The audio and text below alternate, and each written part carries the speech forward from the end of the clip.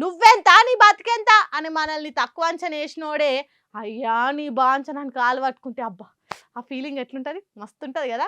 చెప్పుతోని కొట్టాలే అని చూసినోడే మన చెప్పులు మోసే కాలం వస్తే లోపట అబ్బా మనసుకు కలిగే ఆనందం సూపర్ ఉంటుందిలే.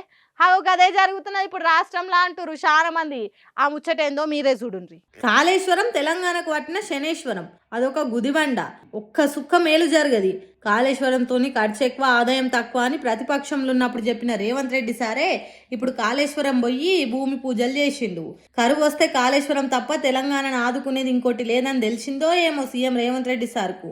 ఆగ మేఘాల మీద కాళేశ్వరం రిపేర్ కోసం కంకణం కట్టుకున్నాడు. తిట్టిన నోరే పొగుడుతున్నది అన్నట్టు కాళేశ్వరాన్ని కండ్లల్లో పెట్టుకున్నోళ్ళు ఇప్పుడు కండ్లకు అద్దుకుంటున్నారు.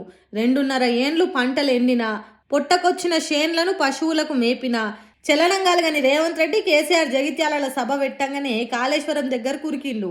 ఎందుకు మనసు మారింది అంటే వాతావరణ శాఖ ఈ ఏడు కరువు రాబోతున్నది, కటకట కాలం వస్తుంది, నేల నెర్రలు వారుతుందని చెప్పే వరకు చెమటలు పట్టినాయి కావచ్చు సీఎం సార్కు.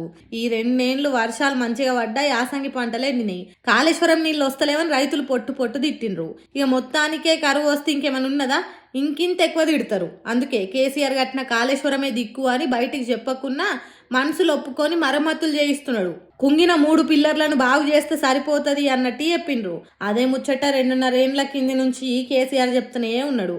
అప్పుడే ఆ పని చేసి ఉంటే ఇప్పుడు ఈ తనలాట ఉండకపోయేది కాదు కదా. సరే ఇప్పుడు ఏమన్నా కాళేశ్వరాన్ని మేము తప్పుగా అర్థం చేసుకున్నామా అన్నట్టు మాట్లాడుతున్నాడా అంటే అది లేదా.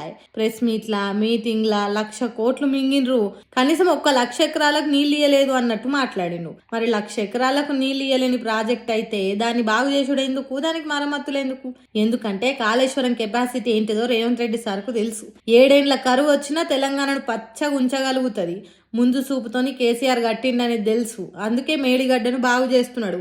ఏదేమైనా కాళేశ్వరం ప్రాజెక్టును కనగంట ఓర్వని రేవంత్ రెడ్డి కట్టకాడికి పోయి మరమ్మతులు చేయిస్తుంటే కేసీఆర్ కు బీఆర్ఎస్ పార్టీలకు మస్తు ఆనందం కలుగుతున్నదట. తిట్టిన నోరే మెచ్చుకున్నట్టు చేస్తుంటే సంబరం అవుతున్నదని మాట్లాడుకుంటున్నారట.